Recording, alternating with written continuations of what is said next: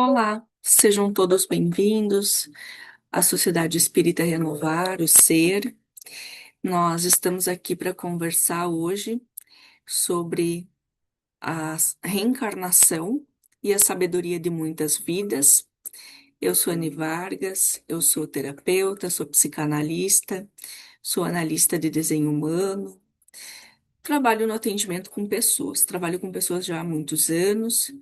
E o Espiritismo foi a primeira ciência assim que veio ao meu encontro, no sentido de nos ajudar a nos conhecer, a nos entender e a nos sentirmos melhores, né? Aqui na Terra, os desafios da vida terrena, por que que nós estamos aqui, né? Então, eu vou convidar vocês que estão assistindo agora a pararem um pouco o que estão fazendo, aproveitar esse momento de contemplação, de poder olhar um pouquinho para dentro de si mesmo, buscando sintonizar com os seus guias, com os seus benfeitores, buscando sintonizar com os espíritos do bem e que desejam o progresso da humanidade, porque esse tema que eu estou trazendo aqui hoje, ele vai trazer algumas reflexões e vocês vão perceber que tem alguns conhecimentos que estão sendo colocados no mundo nesse momento e que vão nos ajudar ao longo das décadas dos próximos séculos a dar uma girada de chave. Vai mudar um tanto a nossa percepção das coisas, da vida, de como a nossa postura perante a vida. E aí, eu tô aqui com as minhas anotações, né, tô aqui com o Livro dos Espíritos. Algumas coisas eu vou compartilhar com você que está assistindo. Não se preocupe em decorar ou saber, né, ter tanta quantidade de informações, porque o que importa mesmo é como que você está vivendo tudo, essa experiência de estar aqui nesse mundo, nesse momento, né? Então, buscando sintonizar, então, com o tema desse trabalho, com a energia, dos espíritos que estão trabalhando com isso, né? Porque o mundo nos arrebata de tantas formas, né? E a gente vai tentando, então, fazendo um esforço de sintonizar com eles, mas é um esforço muito mais da gente conseguir silenciar e entrar em contato com a gente mesmo, né? Então, eu vou começar trabalhando a questão 218 do Livro dos Espíritos, porque o que que eu sempre pensei, né? A gente reencarna muitas vezes, tem questões do Livro dos Espíritos que nos mostram que a gente está aqui para dar conta da nossa parte na obra da cocriação, né? Então, nós temos um papel aqui no mundo. E quando a gente reencarna, a gente esquece das vidas passadas. Então, no capítulo dos esquecimentos, os benfeitores esclarecem, né, que no nosso estágio não tem muita utilidade a gente lembrar das vidas passadas. Muitas vezes também em função dos nossos vínculos, das pessoas que no passado nós ferimos, fomos feridos. E se a gente for cavocar, né, for cada vez mais recuar no tempo das vidas passadas, a gente sempre vai descobrir que a gente chorou e fez chorar, né? Então o esquecimento ele vem como uma bênção, um remédio, ele é necessário, ele nos libera, né, para a gente se experimentar nessa vida de novo, né, para a gente viver as experiências, né? Então ele é uma manifestação da sabedoria divina para nós. Mas aí, o que que a gente se perguntava? Tá, mas eu estou estudando tanto, aprendendo tanto, eu vou reencarnar na próxima vida, eu vou esquecer tudo que eu estou aprendendo aqui, né?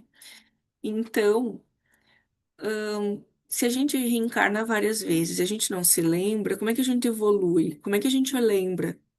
Ou como é que a gente arquiva os conhecimentos, né? E aí, eu me lembro, na época, nos primeiros anos de estudo, que a gente chegou num consenso, assim, no grupo de estudos, que, para quem acompanha, sabe que é um estudo livre, assim, não é uma coisa taxativa, mas nós chegamos a um consenso que fica tudo gravado no perispírito.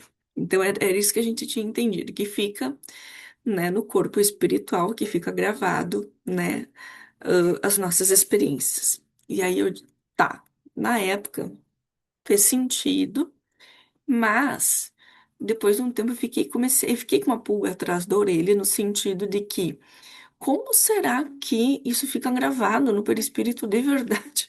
Como que uma experiência vai ficar gravado ali, né? De que maneira, né? Então, claro que aqui no mundo material, o acesso a essas informações espirituais, elas estão vindo de conta-gotas, né? Conforme a gente consegue assimilar essas informações.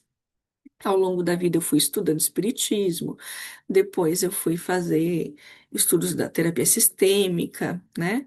Até que eu adentrei na psicanálise e lá adiante essa energia dos arquétipos, dos quais eu vou falar daqui um pouquinho, começou a me chamar, ter um chamado assim, sempre me chamava para estudar isso e eu não encontrava uma maneira que eu me sentisse bem estudando isso, né?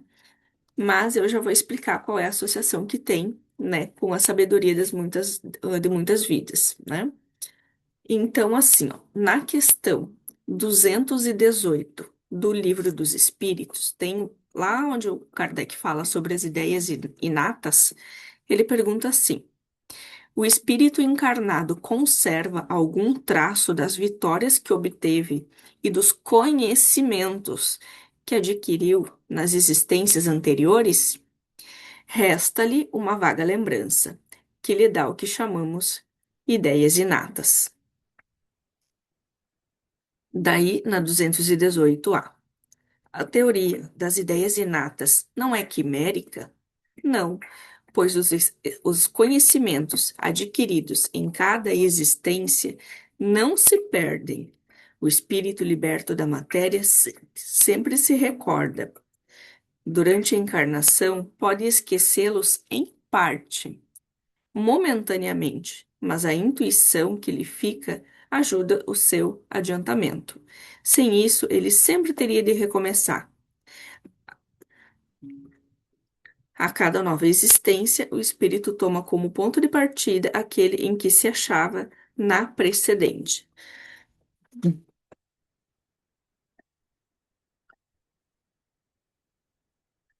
Então, o que que eles dizem? Que a gente, em parte, a gente traz ideias inatas, que a gente traz saberes, traz alguns conhecimentos de forma intuitiva, né? Então, coisas que a gente meio que nasce sabendo, sem necessariamente implicar que a gente seja um gênio do saber, né? Então, quando eu fui estudar os arquétipos, para mim, eu entendo que os arquétipos são uma forma de manifestação das ideias inatas. E aí eu vou compartilhar com vocês algumas coisas aqui para ajudar quem está assistindo a entender, né? Porque eu vou abrir aqui, vou compartilhar a minha tela.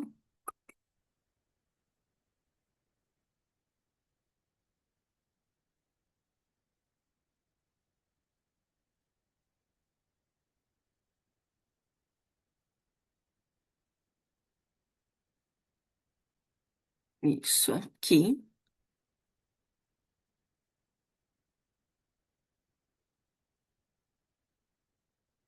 ótimo. Então, trazendo alguns conceitos, a gente vai entrar um pouquinho nesse terreno mais psicológico para entender um pouquinho mais sobre nós. Os arquétipos, então, são modelos ou padrões universais de comportamentos, símbolos e traços de personalidade que instintivamente reconhecemos. Então, eles são de fácil identificação. Estão presentes no inconsciente coletivo, né? E explica porque instintivamente a gente entende muitas histórias, entende os tipos de personagem, né? Eles são ferramentas poderosas usadas na psicologia, no marketing, na arte e no autoconhecimento. Aí aqui eu vou trazer o conceito de arquétipo do Richard Rudd, tá? Então, E o que eu entendo, assim, estudando o trabalho dele, entendo que ele estudou, né, o Jung, né, que foi a primeira pessoa que trouxe esses estudos dos arquétipos, até onde eu sei, no momento presente, né? Eu não sou psicanalista, não sou da psicologia analítica, né, junguiana, né? Eu estudo, né, os arquétipos desse lugar a partir do trabalho que o Richard Hood vem desenvolvendo. Ele ainda está vivo e está trazendo um conhecimento muito interessante, tá? Então, o que que ele diz? Que os arquétipos, eles são uma ideia sintetizada, com muitas dimensões de significado, imaginário e sentimento. Ressoam com temas universais profundos no inconsciente de todos os seres humanos, independente de raça, genética ou condicionamento. E aí, o que que ele diz? Que existem 64 arquétipos universais. E cada um desses arquétipos está associado a um códon do nosso DNA. Então, ele diz que está inscrito lá, está entrelaçado no nosso DNA, cada um desses arquétipos, que ele chama de chaves genéticas. São arquétipos genéticos, né? E que todos nós temos no nosso corpo. Então, tá no DNA, ele tá em várias dimensões do nosso ser, né? E aí aqui eu trouxe para mostrar para vocês essa imagem. É a imagem de aqui do lado aqui, é a imagem de um corpo gráfico. Esses, os triângulos, o quadradinho aqui, são os centros de energia, né? É baseado no estudo dos chakras e onde que a gente enxerga no corpo gráfico, que é um sistema do desenho humano, foi trazido ao mundo por Ha-Uru Hu, tá? Ele faz um estudo bem profundo também dessa parte. E aí, onde é que a gente enxerga aqui? São esses numerozinhos aqui, o 64, acho que é o 61, 63, 47, 24, 4. Cada arquétipo tem um número, tá? E aí, quando a gente nasce com alguns deles ativados. Esses pontinhos pretos aqui, ó, o 43, o 23, esse aqui é o 16, se eu não me engano, o 8, né? O 1, o 15, aqui é o 14, 27, né? Esses números, os pontinhos pretos são os arquétipos que essa pessoa tem ativa na sua personalidade e são os arquétipos que ela precisa para essa encarnação, tá? Até não, agora eu não me recordo de quem é esse desenho humano, né? Esse corpo gráfico, né? Mas ali mostra. Mas vocês percebem que todos os números estão aqui? Todos os números estão no corpo gráfico. Então, o que que isso faz, né?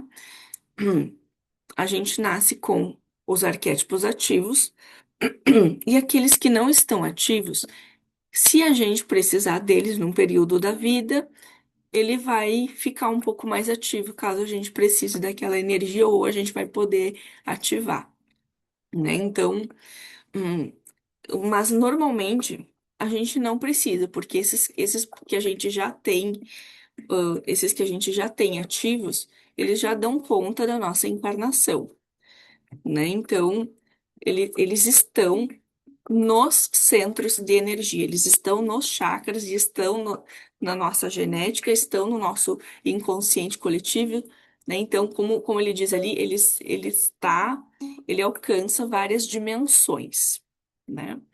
Então, hum, e é muito interessante que se você escutar uma descrição de arquétipo, de um arquétipo específico, por exemplo, o arquétipo materno, você vai escutar coisas muito parecidas, em volta do mundo, mesmo que ele esteja sendo colocado de uma outra maneira, né? Porque tem muitas formas de ler, tem muitos autores estudando isso e fazendo muitas interpretações, né? E elas não estão erradas, mesmo que eles estejam falando de lugares muito diferentes, né? Então, eles são bem, complexos. né? Então, ali mostra, então, como eu estava mostrando para vocês, eu vou fechar essa janela aqui, eu vou abrir uma outra,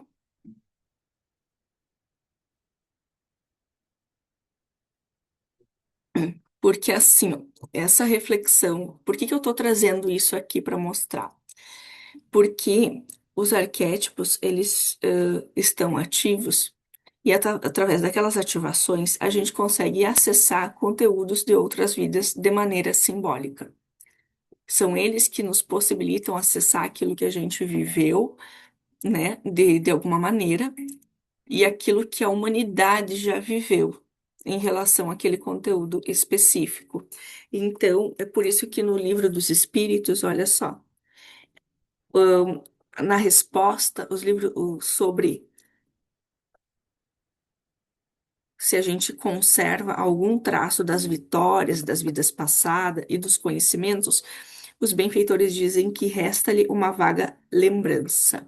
Então a gente não vai ter as memórias das vidas passadas, vai vir através de simbolismos, e é por isso que os símbolos são muito importantes, a gente poder simbolizar é muito importante.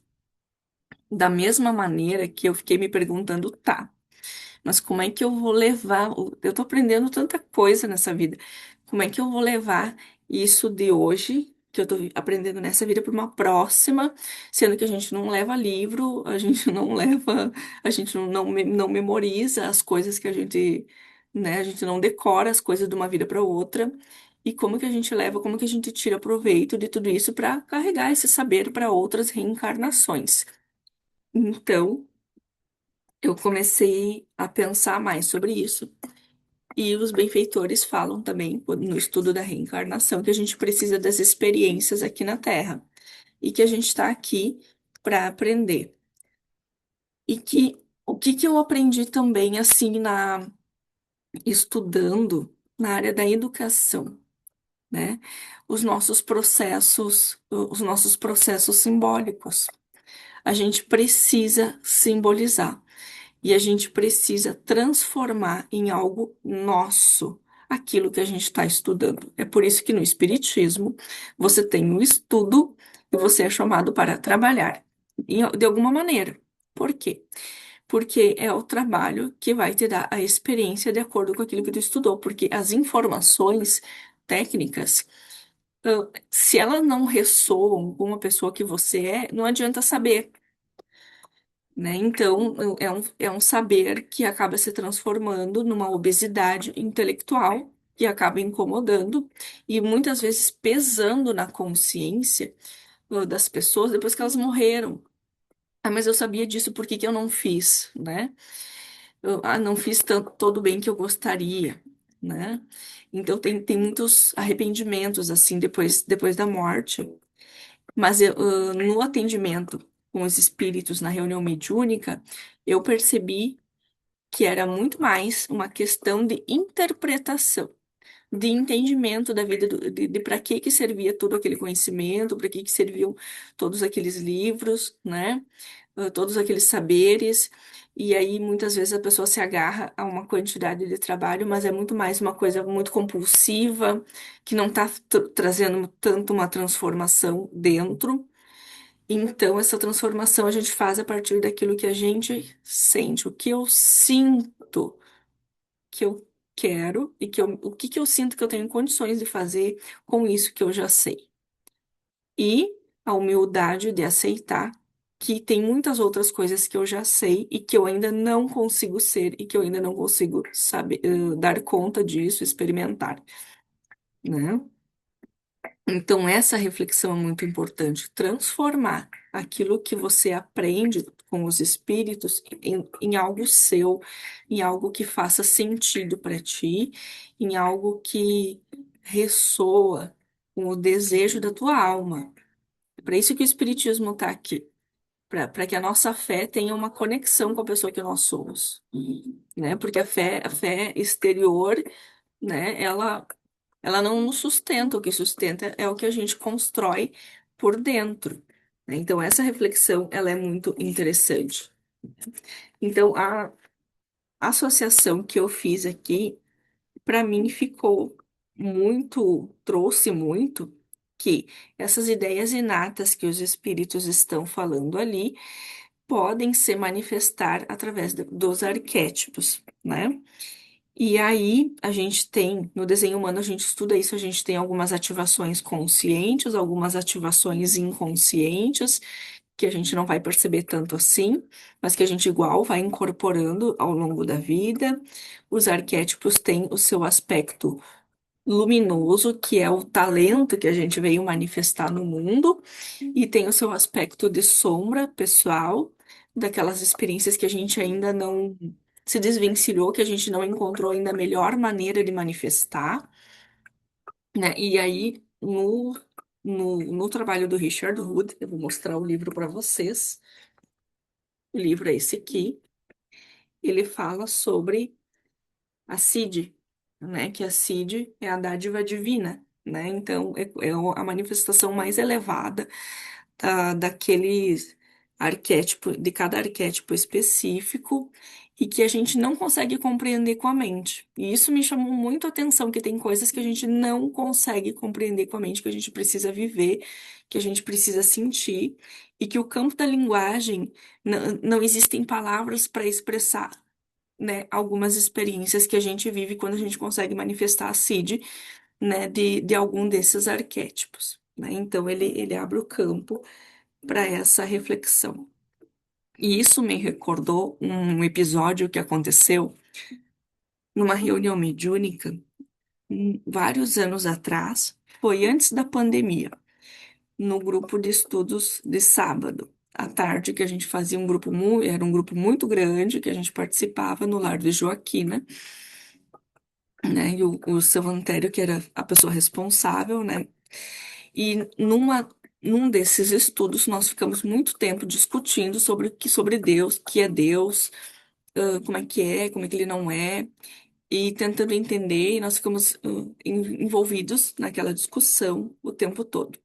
Na reunião mediúnica, vieram alguns espíritos, benfeitores da humanidade, muito diferentes, conforme o relato dos médiuns, né, o relato posterior dos médiuns, eram espíritos assim que eles diziam assim, ó, que a gente precisava sentir Deus, que não era com a mente que a gente ia conseguir entender, porque a nossa mente é muito limitada. Então, quando eu conheci o trabalho do Richard Wood, e ele falando sobre essas partes, sobre esse sentir, e que a mente não alcança algumas coisas, eu me lembrei daquele episódio do relato dos médiuns daquela reunião mediúnica, que tem saberes que pertencem ao campo do sentir, e que eles não pertencem ao campo do mental e da consciência. E aí é muito interessante, eu vou puxar aqui, ver se eu consigo puxar de volta aquela imagem para mostrar para vocês. Eu vou puxar a imagem aqui que. Vamos ver, vamos baixar aqui. Eu vou abrir de novo para trazer essa imagem do desenho humano, porque, de acordo com o desenho humano, a gente tem 4 centros de consciência. E isso foi uma descoberta, assim, para mim, que eu não tinha entendido bem. Talvez as pessoas que já estudam os centros de energia, as pessoas que estudam os chakras, estudam eles há mais tempo, talvez para você não seja uma novidade, mas para mim foi. Então, aqui, ó, deixa eu aumentar a imagem. Vamos ver se eu vou conseguir. Agora o trequinho que ficou bem na frente. Apresentação dos slides. Então, de acordo com o desenho humano, a gente tem 4 centros de consciência. Um deles é esse aqui, o ajna, que é o mental. O outro centro é o plexo solar. Isso aqui é só uma representação gráfica, tá? Não quer dizer que ele esteja nesse lado do corpo, tá? O plexo solar é um centro de consciência das emoções. Cadê meu? Aqui, ó. Aqui o plexo solar, centro de consciência das emoções. Esse aqui é o baço ou esplênico, centro de consciência da vida instintiva, né? E o outro centro de consciência se eu não estou enganada na minha memória, é o centro do ego, é o centro do eu, o centro de consciência da pessoa que eu sou, né? Então, vejam, quando a gente fica muito no mental, esse centro, ele é muito importante para os nossos estudos, mas tem saberes que não vão vir dali. E muitas vezes a gente se perde em muitas questões técnicas e muitas. Quando a gente começa a discutir, até no estudo, e não chega a lugar nenhum, é porque a gente está tentando buscar uma resposta com a mente, com esse centro, que não é nesse lugar que a gente vai encontrar essa resposta, né? Então, isso é bem interessante da gente pensar. Então, o desenho humano está trazendo algumas coisas, algumas reflexões. Ele é espiritualista, não é espírita, e eu venho trazendo aqui alguns apontamentos, porque eu entendo que é uma ciência, não é bem uma ciência, mas aqui o espiritismo precisa conversar com esses outros estudos para ter, para que a gente tenha o nosso progresso, né? Então, muitos dos nossos saberes são muito mais emocionais, instintivos e saber de quem eu realmente sou e o que que eu estou fazendo aqui, do que propriamente desse saber que vem do mental, né? Que é o centro do ajna. Então, eu vou mostrar para vocês agora um, algumas coisas interessantes que eu encontrei. Depois eu vou trazer um comentário aqui do André Luiz, que é assim, ó. Eu vou aproveitar que nós estamos no mês de maio, finalzinho do mês de maio, e esse mês nós tivemos o mês das mães, e eu vou trazer algumas coisas sobre o arquétipo materno. Eu vou compartilhar aqui essa imagem aqui.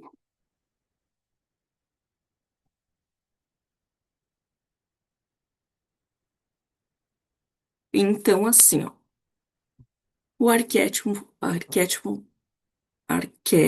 materno tem a ver com tudo aquilo que é atemporal, tem a ver com parir, com dar à luz, né? Com trazer realmente os seus filhos biológicos ao mundo.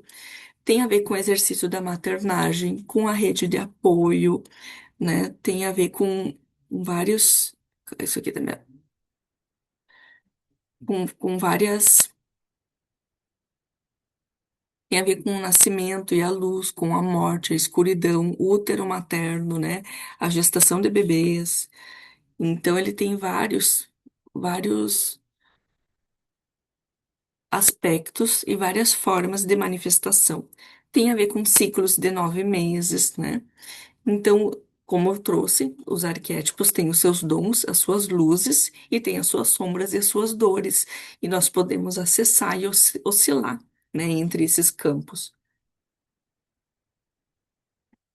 Como dons, nós temos o nascimento de uma criança, a experiência do amor materno dado ou recebido, a descoberta de reservas inesperadas de força e paciência, expansão da percepção de tempo, conhecer sua própria ligação com a linhagem das mães, vendo o lugar que você ocupa na história das mulheres. E aí, a sombra desse arquétipo, então, tem a ver com a perda da identidade pessoal, por ser obrigada a cuidar dos outros, a pressão dessas exigências. Para algumas mulheres, a infertilidade pode se manifestar e pode se manifestar como uma sombra, não necessariamente, mas para algumas pessoas isso pode ser uma sombra, uma dor muito grande. A morte de um filho ou a morte da mãe, né? Tensões físicas da gravidez. Algumas mulheres não se sentem bem durante os processos de gestação, né? Tem partos muito difíceis, né? Então, na sombra ainda também não ter mais tempo para si mesma.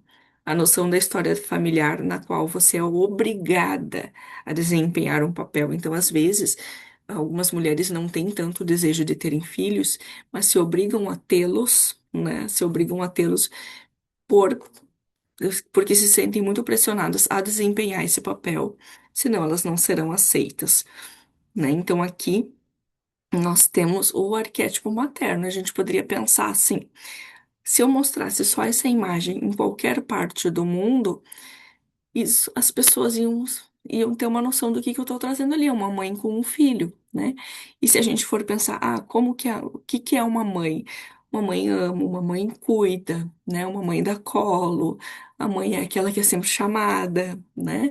Se a gente fosse pensar na sombra, a mãe é controladora, a mãe pode ser possessiva, né? Então, a mãe é chata, né?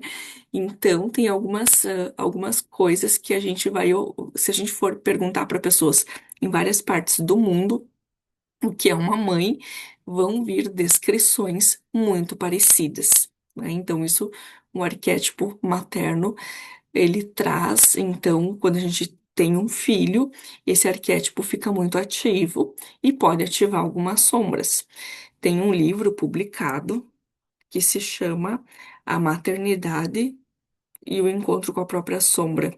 Se eu não me engano, é bem isso, da Laura Gutman, né? Porque a maternidade proporciona o encontro com a própria sombra, para que a gente possa processar isso, a nossa sombra pessoal e a sombra coletiva, né? Do que é ser mãe nesse mundo, né? Então, por isso tem tantas questões desafiadoras, né? E tantos atendimentos associados a isso, assim, a essa relação que a gente tem com essa figura, a relação que a gente tem com a gente mesma quando a gente se torna mãe, né? E a relação que teremos com nossos filhos, né? E aí, eu fui procurar no livro Missionários da Luz um texto e na hora eu não encontrei bem o que eu estava procurando e encontrei uma coisa melhor. Então, eu vou mostrar para vocês aqui o que que o... Eles estão ali acompanhando a reencarnação de Segismundo.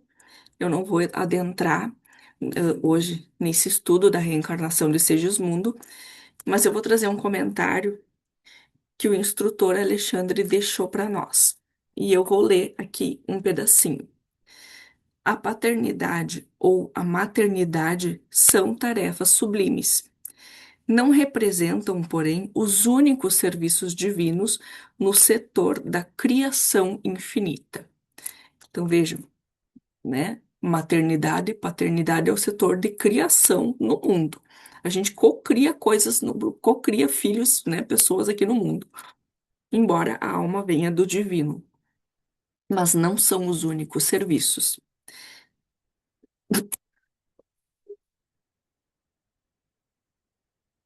O apóstolo que produz no domínio da virtude, da ciência ou da arte vale-se dos mesmos princípios de troca, apenas com a diferença de planos, porque para ele a permuta de qualidades se verifica em esferas superiores. Há fecundações físicas e fecundações psíquicas, né? Então, as fecundações psíquicas, elas não precisam, né, do cárcere de limitação da forma, né, não precisam do corpo físico, e efetuam-se nos resplandecentes domínios da alma, em processo maravilhoso de eternidade. Mas embaixo ele diz assim: quando nos referimos ao amor do Onipotente, quando sentimos sede da divindade, nossos espíritos não procuram outra coisa senão a troca de qualidade com as esferas sublimes do universo, sequiosos do eterno princípio fecundante. Então, o que que ele está trazendo aqui, né? Eu vou ver se eu consigo passar para o próximo. Ele está mostrando que a cocriação, colocar filhos no mundo, é uma das manifestações, né, da criação infinita, mas que existem muitas outras manifestações, né, desse trabalho de cocriação. Então, por isso que eu trouxe aqui o arquétipo da Rainha da Terra, porque esse arquétipo, para mim, remete muito àquela energia de Gaia, do planeta, da fecundidade, da sexualidade, da sexualidade bem conduzida, né? Da cocriação, mas que tem a ver com trazer projetos para o mundo, tem a ver com colocar talentos no mundo, né? Então, eu senti em mim essa energia muito presente quando eu estou colocando os meus talentos no mundo, quando eu estou bem alinhada comigo mesma, com os benfeitores, né? porque esse próprio trabalho que a gente está aqui fazendo aqui de palestra, de uma troca de ideias, de uma reflexão, é um trabalho que vai fecundar a mente e a vida das pessoas, né? Então, é uma troca de energia, superior, né? Então, esse arquétipo também traz as luzes e os dons, traz a questão da fecundidade física, né? Traz a questão da sexualidade, traz a empatia com a natureza, o jeito para dar jardinagem, né? Tem gente que tem o dedinho verde, né? Quantas reencarnações a pessoa já trabalhou, né? Nesse lugar, né? E aí o que ela traz não é a memória de ter trabalhado em muitos jardins, mas a experiência, o sentimento, a conexão que faz com que tu sente ali, tu estuda um pouquinho, vai e faz, e as coisas vão florescendo, né? O entendimento dos padrões do clima, do crescimento da colheita, essa conexão com os ciclos da vida, os períodos que nós estamos mais ativos, os períodos que estamos mais recolhidos, né?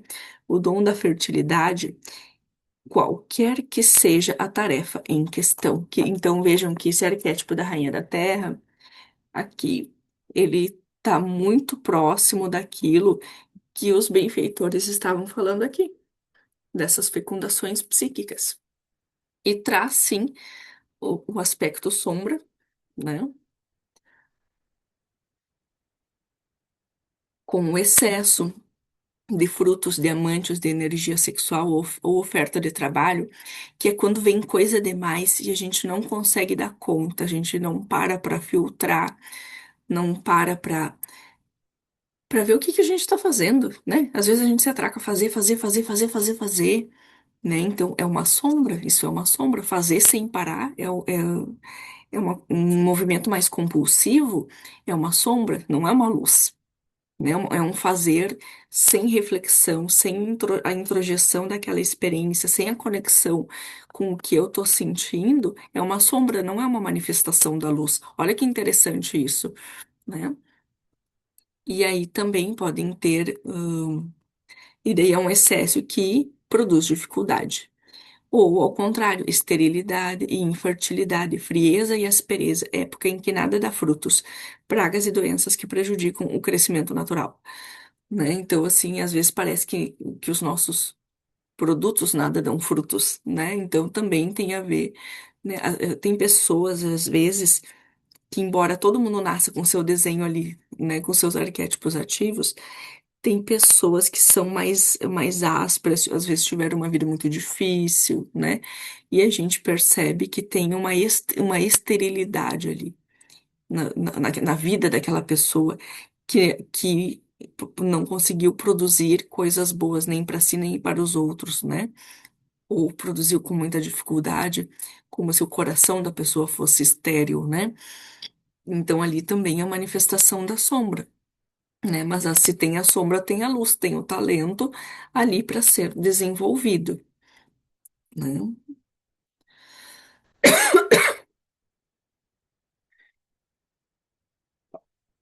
Então, eu gostaria de deixar essa reflexão no sentido assim: a gente acessa a sabedoria das vidas anteriores através dos arquétipos e a gente leva para outras vidas através dos arquétipos. Mas a gente só leva aquilo que a gente conseguiu simbolizar, aquilo que a gente conseguiu trazer para o sentimento, aquilo que ressoou com a gente de verdade, aquilo que a gente conseguiu atribuir um sentido, um significado superior, que tem um sentido maior para nós e para a vida. É isso que a gente leva, é esse saber que a gente leva, porque as experiências que a gente vive, as coisas que a gente estuda, são para que a gente faça isso. Como psicanalista, também observo muito que o sofrimento, tem muito sofrimento. Às vezes as pessoas estão sofrendo muito porque elas não estão conseguindo simbolizar. Elas ficam presas na experiência crua da dor. É isto e não existe mais nada. Então, o simbolizar tem a ver com poder olhar de outros campos, porque os símbolos, eles eles permitem várias interpretações, eles abrem o campo da nossa mente. Só que isso também provoca um pouco de medo, porque daí a gente perde algumas certezas, né? Então, e nós ainda somos muito inseguros, muito medrosos. Se tem uma coisa que a gente tem medo é de perder algumas certezas que a gente tem na vida, né? Então, E aí, às vezes, a gente fica preso no sofrimento, fica preso naquele lugar que, daquela experiência crua, que é assim, não simboliza, e daí a gente fica repetindo, repetindo, repetindo, repetindo experiências sem parar nessa vida e em várias vidas até que a gente consiga atribuir o significado, aprender a lição oculta que estava ali e manifestar a luz, né, daquela sombra que estava nos ferindo tanto, né? Então, essa reflexão que eu gostaria de deixar aqui para todos nós, né? Se você gostou, deixa o seu comentário, deixa a sua pergunta, vamos responder na medida do possível, né? E buscar nos apropriar cada vez mais, né, nesse momento em que nós estamos aqui na Terra e que os espíritos estão colocando muito conhecimento ao nosso alcance, vai muito do interesse pessoal da gente buscar para abrir o nosso campo, né, para que a gente consiga sintonizar cada vez mais com mais espíritos benfeitores, né, e aproveitar o período que nós estamos aqui. E o aproveitamento não tem tanto a ver com a quantidade, tem a ver com o aproveitamento desse momento especial que nós estamos aqui. Muito obrigada a todos, né, por terem ficado comigo aqui até o final. Quem ficou até o final, deixa um up, né, deixa um oizinho, deixa um comentário, né, e uma ótima semana para todos nós.